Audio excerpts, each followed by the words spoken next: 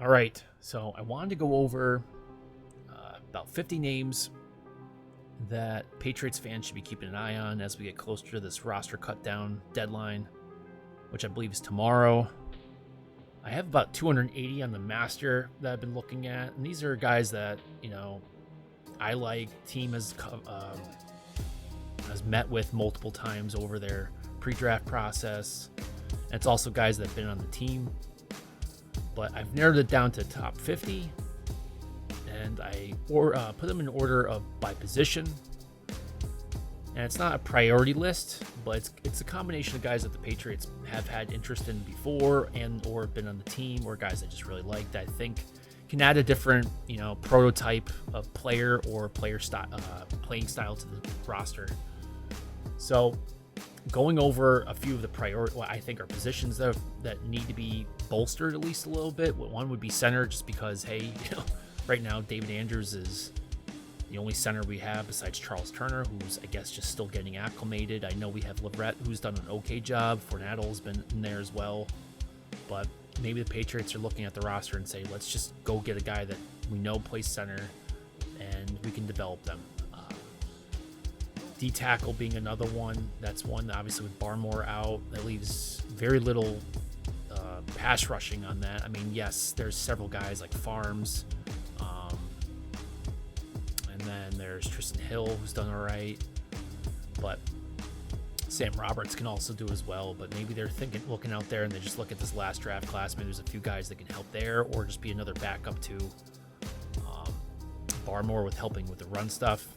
Several guys there. Edge is obviously an issue. Just lost Judon. Uche's on a one-year deal. Hasn't looked really great. Actually hasn't played that much. Now, Ox has looked pretty good, but, I see him more of like a three-down guy. But maybe as that pure edge rusher, not really sure. I mean, Keon White's done okay, but again, I'm not really putting him in that speed, pure pass rusher category. So I threw a few of those guys in here. And then there's obviously our talk about offensive tackle, throwing a little bit of guards, some running backs, safeties, tight ends, and even some wide receivers. All right, so starting off at the top with the centers, Cedric Van Pran, one of the top centers last year in the draft, fell down to Buffalo. They got him pretty cheap. Might not make it on the roster. That would be an easy one. Matt Lee, athletic center from Miami.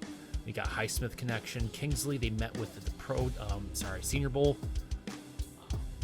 Again, athletic center. Same thing with Jacob Monk. I like him a lot from Duke. Played center, played guard all 4 years there. Sundell's an interesting one. He's played center for, I think, a year or so at North Dakota State, but also played tackle. He's he's like 6'5", athletic. So it would be maybe an interesting, like, hey, he can play some backup center, but at the same time, add some depth at tackle position. In terms of D linemen, there's a bunch of different types in here. Briggs being a little bit shorter, but absolute beast, very disruptive. Scott Matlock being one of my top guys last year. Patriots actually brought him in on a 30 visit. I like him a lot as a player. Just plays all over the defensive line, can do both run stuff and pass rush. Tyler Davis, very similar to Briggs in terms of play style. Another just beast, fast, very explosive. Christian Boyd, a bigger, better run stuffer. Pass rush, not amazing, but still solid. Taylor was, supposed to be a first or second round pick last year, but I don't know what happened. He didn't have a great senior year, or final year, I should say, at Miami. I'm not sure if it's a, injury or was it like a character situation, but his connection to Miami and Highsmith is notable. Same thing with Gabe Hall, big physical freak, very similar to Barmore in terms of size and play style. Not the same talent level, but it would be more of that pass rush third down guy. Going on to edge, LeBron Ray, former Patriot, so that could be easy pickup. Bring him back into the fold. We got Justin Blazek, very athletic linebacker edge. He's a D3 guy, but his tape is awesome. I'm pretty sure he's not going to make the Cincinnati squad, so the Patriots would be doing a little bit of a dice roll there, but I think they're in that position where they have to start getting very creative, and he would obviously be a very solid person to have on special teams. Titus Leo, another guy from last year. He was if you want to my comp, which is kind of interesting because we're going from this year's draft. But if you guys were following Jalix Hunt, Titus Leo to me is very similar to Jalix Hunt, that he played some safety, played linebacker, and some edge. And he's a little bit bigger than Jalix Hunt, so probably a little bit more towards the Patriots style. But just that guy who can play a lot of different positions, very athletic. That Indy edge room is just overloaded. So, guy to keep an eye on. Miles Cole, they have him an edge in this, and I respect that, but he's also played some D tackle. Again, very Barmore-esque. Jean-Baptiste, speed edge rusher. Not sure if he's going to make the Washington squad. Thomas Booker might be a guy that might be on the trade block.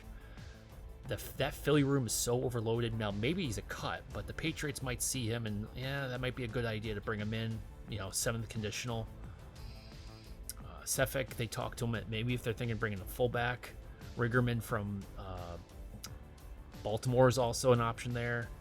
Nathaniel Watson, coverage linebacker, maybe not needing it, but that's somebody the Patriots have talked to. 30 visit, very athletic. Hergel and Mahogany, both Boston College guys, both very strong, athletic dudes. Just again, keep an eye on those guys.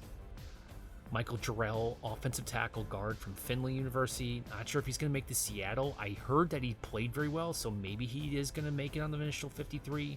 If he's not, they're going to chance him on the wire.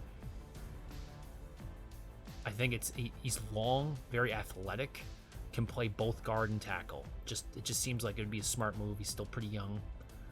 Theo playing at Chicago. I'm not sure his play's been great, but I liked him in the pre-draft process. Lorenzo Thompson, the Patriots had him at the local pro day. Frank the Tank Crum has looked not great at Denver. In fact, I thought he looked a lot better at Wyoming. So maybe the Patriots see that and they're like, maybe we can do something with him. Now, probably my top guy of everybody right now is just Travis Glover. The Patriots talked to him a couple times in the pre-draft process, at least a couple. I don't think he's going to make the Green Bay squad. I thought he was going to be our second tackle that we were taking like the 6th or 7th round, but we took Dial and, I don't know what the hell we were doing on day 3. But Travis Glover, and same thing with Jonathan Jennings, another guy that the Patriots talked to. Jake Witt from 2 years ago, I like him. He's just looking better and better. I still don't think he's going to make the Indy 53, but the Patriots might be looking at that guy and see where he's only played like football for a handful of years, so he's still raw. So again, somebody that you can mold into your and play the way you want. McClendon, I think, will make the Rams, but if he doesn't, that's an obvious one. Simpson, the Patriots brought on a 30 visit last year. Originally from Oklahoma, then went to Tulsa. Big, heavy hands. Walter Rouse, more of that athletic tackle, long, very speed. Jalen Duncan, I'm not a big fan of him in terms of his play style. He's very stiff, but again, somebody that if he gets cut, could be an easy pickup there. Mike Edwards, he's like a bigger Mike Onwenu in my opinion. He's like 6'8", like 360, so he's massive. I think he's played some guard. I think if they don't want him at tackle, bringing him in at guard would be a smart move too. Malik Cunningham, just in case the Patriots are looking to throw both Milton and Zappi out there on the wire just to get certain guys in. I doubt they'll do that, but if Malik is out there and they're kind of SOL on a quarterback, keep an eye for him. He might be cut. Pierre Strong, I always liked him. I just wasn't, now that we have that offensive line coming, or the zone blocking scheme, which, that's kind of why the Patriots draft him in the first place. If he's getting cut, that's an easy one to bring back, guys. Watson, awesome receiving back. Izzy, abandoned candidate, they looked at him a couple years ago. Super fast running back from Pittsburgh, has their yardage record, at least rushing record. Xavier Scott, one of my favorite guys from a couple years ago. Wide receiver and running back. Good blocker, awesome special teams guy. Now Lewis Seen is interesting. I think he's a former first rounder. He's been injured. They haven't really got him to work in Minnesota. He might be worth a 7th round conditional. He's an actual legitimate free safety. It hasn't been great for him, but maybe the Patriots have, with their development defensive backs, it'd be worth it. It would at least say, hey, we have a young free safety, and it's something. It's like, hey, if you can get him for a 6th or 7th, man, like I was thinking about that being like our 2nd or 3rd round pick next year. So if you can get, replace that with a 7th rounder, go ahead. Jamie Robinson, another free safety. He can play a little bit more up in the box, but same thing with Mark Perry. Both of those guys, Patriots both were interested in them. Well, Perry last year and Jamie 2 years ago. Tanner McLaughlin as a tight end. Patriots brought him in to talk to him for the 30th visit, I believe. So if you have Cincinnati cuts him, he's easy to bring in. Brevin Spanford, a taller guy. Not a great blocker, though, unfortunately. Zach Hines, I love this guy. Didn't have a great pre-draft process because he had a broken foot, I believe, or ankle. He got like the second to last game, the semifinal for the FCS championship, and even played in the championship game on the broken bone, I believe. So tough dude, good blocker, big end zone target. Now, you might be laughing at me suggesting N'Keal Harry because honestly, for the last 2 weeks, I've been joking about it. But now that I look out there and look at the tight ends that might be available, he might be not just like necessarily the best one out there, but it might be the easiest one to actually bring in and know what you're dealing with. Now, I know it's a different offensive system. It's obviously a new head coach. But again, like none of these guys you really want to spend an enormous amount of time trying to bring up to speed everything about the Patriots, how things work. It would be kind of painless in that way. I don't know, obviously the PR side of it and the fan side of it might deter them, but operationally, it would be smart. Zach Kuntz, I love that guy. Coming back from a knee injury, had an awesome combine. Jets haven't done too much with him. I'm not saying he's like awesome tight end, but for an end zone target, for a guy who can run that fast and jump that high for being that tall, it's just one of those athletic freaks that if you're gonna have a tight end 3, it might as well be some guy that you're trying to develop and maybe turns into something. Mason Pline. Now, I really like Mason Pline. I think his tape is amazing. He did get injured, so it hurt his draft stock. And I think it was a knee. So, not sure where he's at in terms of that rehab process, but man, is he... I mean, I think San Francisco's... I don't know if they put him on injured reserve. I have to take a look at that. I feel bad. Maybe he might not be an option, but or on the PUP list. So it'll be interesting if he's out there. Really good stalk blocker, very good joker. I'm not saying he's Kelsey, but he plays like him. So if the Patriots are looking for somebody who can block out there, who can come in, he's got big hands, big arm, good at the high point. In terms of wide receivers, not too many. There's a lot that I like out there, but I don't think they're going to be thinking about a lot of them. Taywon Palmer, they actually brought in for a 30 visit. Jalen Coker, they had plenty of time with him. And then Hayden Hatton, they spent some time with. He's a bigger wide receiver, and I think Seattle's just overloaded there at the moment. So he might be cut. I like him a lot. Very reliable hands, and he's a great blocker. And he can play in just almost any alignment. So there's 50. Again, I have a master one. I'll probably go over this a little bit more in detail on a live towards the end of the week, just in case it hasn't been too many moves. But there's a decent amount out there.